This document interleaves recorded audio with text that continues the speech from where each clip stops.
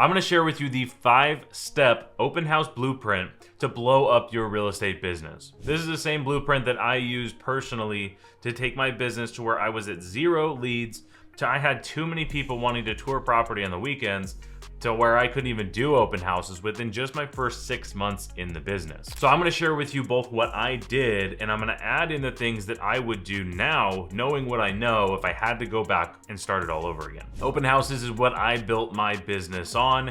It was the foundation of it. I built the foundation of my real estate business on doing open houses, which is why I'm so passionate about it.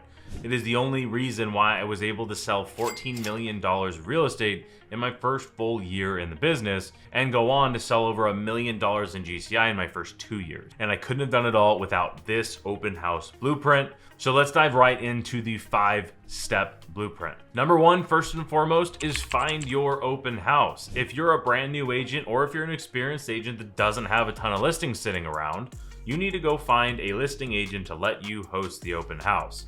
My advice is find your median price point in the market and find where most of the transactions happen. Don't get the shiny penny looking at selling sunsets and $1 million listing and trying to be a luxury agent. Even if you're brand new or if you're experienced and struggling, I just don't think it makes sense. In my market, Orange County, California, the current median home price is $1 million, 1.1. And 80% of the real estate transactions happen between $750,000 and 1.5. Now, if you're in a market with lower price points, don't hate me just for that. It is a very competitive market as well too. But yes, we're blessed with high price points. My point is, if you're in a $300,000 market, don't go do a $900,000 open house. Stay right around the median home price because you want to make sure you get traffic to your open house is the whole reason you're doing it. So you're going to find agents in the MLS that have listings that they're not hosting. You're going to probably have to go make friends with the top listing agents in your market, or maybe agents that have 2 or 3 listings, and ask them if you can do their worst listing as the open house, because they can only be in one place at one time.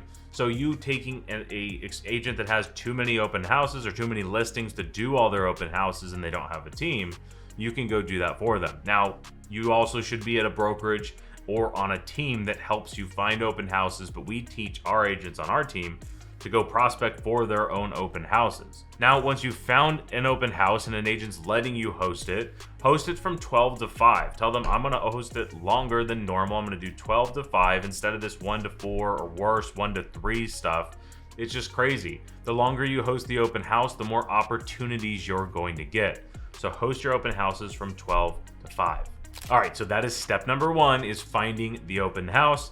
Now we can move on to step number 2, which is prepping for the open house. Number 1, first and foremost, is you want to know what's going on with that listing. So talk to the listing agent, get as much information as possible, look through the MLS, look through the history, and run a comparative market analysis or run a comp. Run the comps on this property. And you want to do this for a couple of different reasons. 1, so you actually know what the comps are.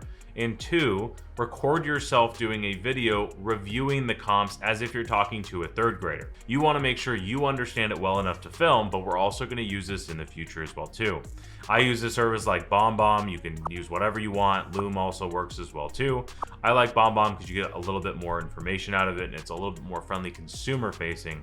So that'd be my advice. Now, the next thing you're going to do is you're going to build a landing page of similar homes for sale. So if I'm doing an open house for a $600,000 condo or townhome, I'm going to do a search from 500 to 700 that's similar, and I'm going to build that out so I can share that with people as they come into the open house. Now you're going to put those 2 things together and you're going to build an email template. And this is super tactical and easy. Is you just say, hey, it was nice to meet you at the open house, something generic. And then the next thing is going to be the video of you walking through the comps. So it's a generic. I'm not going to do it individually for each person. I'm just going to say, hey, this is the comps for 123 Main Street. Here, my name is Christian, so on and so on.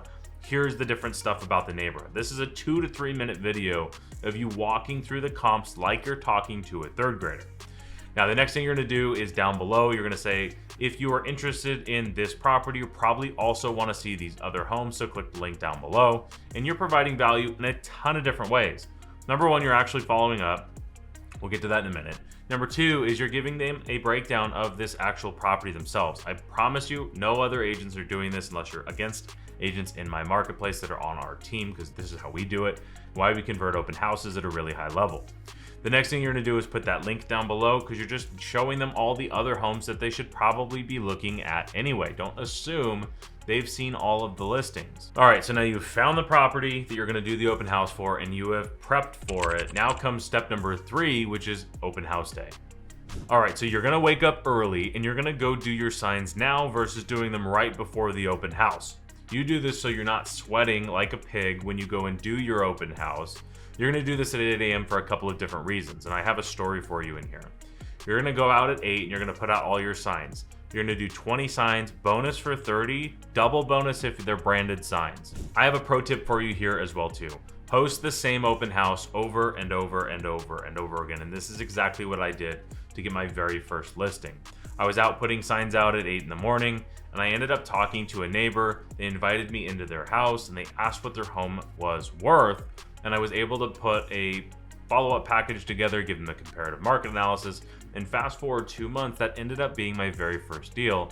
And they said they saw my signs everywhere. They saw me working harder than any other real estate agent. So doing these different little things not only matter because it's going to get you better prepared for the open house, but people are watching. All right, so you're going to go at 8 a.m. and you're going to put out all of your signs. Now that you have 20 or 30 signs out, ideally they're branded, the next thing you're going to do is you're going to door drop 30 to 50 homes around your open house. You're going to drop something.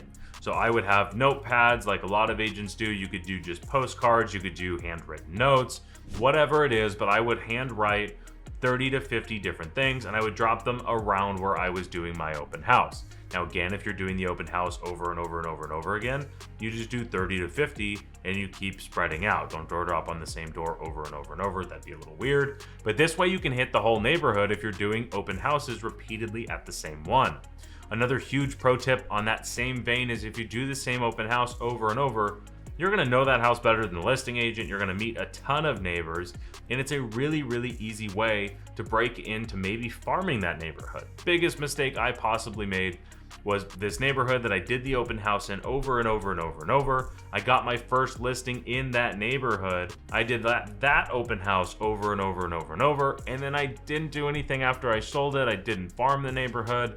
I didn't tell everybody about the good news or any of those things. So that's a pro tip, but let's stay on track with the open house. Now, when you put out all of these signs that early, people might think that your open house is at 8 a.m., which it's not. So make sure in front of the house you have something making it clear that the open house is from 12 to 5. So what I would do is I'd put a sign writer up in front on the open house directly in front of the house, and it would say open house starts at 12, ends at 5, and I would have underneath, call Christian for private tours with my CRM number, and that way you're capturing anybody that calls in versus them calling your cell phone. You might be in the shower, you don't know what's going on, you don't answer the phone. So have them call your CRM number. If you don't have one, you might want to get one. All right, now you're ready for the open house. You're gonna go home, shower, and suit up. All right, step number 4 is you're hosting the open house. Now, what I just talked about is shower and suit up. I wore a full suit to every single open house I did for my first 6 months in the business. I don't wear a full suit anymore. As you can see, I'm wearing a black t-shirt, but I absolutely did. I was 25 years old. I'm 31 years old now. But the reason that I wore a suit is because I wanted to look like I knew what I was doing. Even though I was brand new, I was 25 years old. Somebody could look at me and think, hey, he must be brand new in the business. Even though I don't look really young, for my age, I'm 31 now. People think I look 40, but you want to make sure you look how you want to look. I wanted to look presentable. I wanted to look like I knew what I was doing, so I wore a full suit at every open house. So you're going to arrive 30 minutes early to the open house. The worst thing you could do is be late to your open house. The second worst thing that could happen is for you to show right up on time and somebody's standing at the door waiting for you. Here's a magical thing that happens when you host your open house from 12 to 5. Is you're going to be, a lot of the times, the first open house they go to, because every other agent is lazy and they do 1 to 4. So they'll go to you first, they'll also go to you last. And if they have to come back, you're just making your people that are visiting your open house, you're making their life easier. Also have a sign-in sheet. We have a lot of information on sales and scripting that I'm not going to go into on this video, but ask for people to sign in. Now remember that email template you gave, give them a real reason to sign in. Say, hey, welcome to my open house. Go ahead and sign in. Once you do, I'll go ahead and send you an email that breaks down a full market analysis of this property. I'll give you a digital brochure along with a link to all the other properties that are similar to this one. If you like the video so far, I have something else I think you're gonna like. But before I say it, go ahead and like the video and subscribe to the channel if you haven't already. I greatly appreciate it. We put a ton of work into these videos, and your like goes way farther than you might think. But the reason I'm talking about this is the Start to Finish in Real Estate community. This is a real estate agent community of agents just like you who are looking to grow and level up their business. You get access to me, my marketing manager, a lot of agents on our team, and tons of other agents like you. On top of that, you get free courses, and the big one I'm talking about is the Closer Framework. This is a sales-based framework that I can pretty much guarantee will help you set more appointments and close more deals. So if you want to learn about this, go to onyxhomes.com/school or click the link in the description down below and join the community, and I'll see you inside there. All right, let's get back to the video. Now we're gonna move on to step number 5, which is you finishing up your open house. Now again, like I mentioned, because you're hosting from 12 to 5, you're probably the last open house open, so you're gonna get a lot of people stopping in. But you're also gonna be slower in those times because a lot of people just assume agents are lazy and only do 1 to 4. So starting from 4, 4:15, 4:30, whenever you can, from 4 to 5, start doing your follow-up. You're not going to call and say, hey, this is Christian. Did you want to buy the open house you stopped in at? No, you would know if they wanted to buy the open house that you were hosting. Ask them about the other properties they went to. Hey, this is Christian. We just met at an open house. How was your open house tour, right? Open up the conversation. Also say, hey, I sent you an email. Call, text, email. There's so much more sales information we're going to talk about, but that's not for this video. You're doing your follow-up, and in between guests at the open house, if you're a brand new agent, practice, write comps, write offers, do whatever you need to do to practice. And if you're experienced and you have people to follow up with them while you're at the open house in between guests. All right, so those are the 5 steps. That is it. It's a very simple blueprint for you to follow. And I can pretty much guarantee if you do this for the next 6 months, you're not even going to recognize what your business looks like. This is the definition of one of my favorite quotes of all time by Phil Jones, who's an exceptional sales trainer, is do the basics at a high level consistently. And that is what this is all about. I personally did this for my first 6 months in the business, and I was literally too busy because I had so many clients that wanted to go see property on the weekend that I couldn't do open houses anymore. So I had to solve my lead generation problem a different way. But if you want to solve a problem of having too many leads, implement this open house strategy into your business. Now, if you want to learn more about sales and what to say, how to say it, I have a sales framework for you. I call this the Closer Framework. I borrowed the framework from Alex Hormozi, and I positioned it for real estate agents. This is the same exact framework that I teach my real estate sales team, and how we've done over $500 million in sales in the first 4.5 years in the business. This is the sales framework that I personally use when I am selling anything.